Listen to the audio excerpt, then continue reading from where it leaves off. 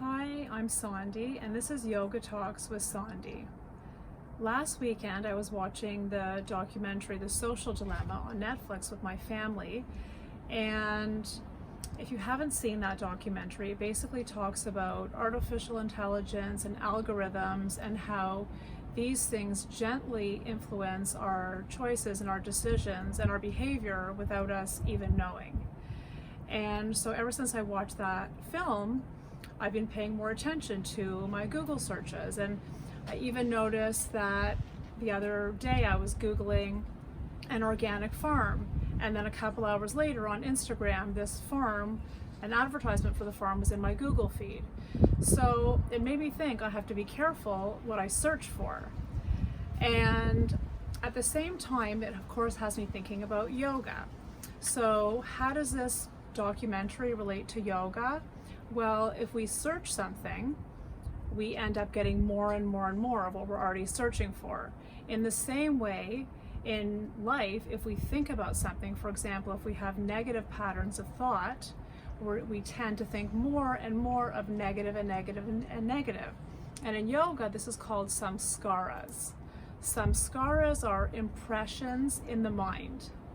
So every time we think a thought or do an action, we create an impression in our mind. And the more that we repeat that same thought or that same action, the impressions grow deeper and deeper, and the grooves in our mind become deeper, and we're more inclined to go in that direction.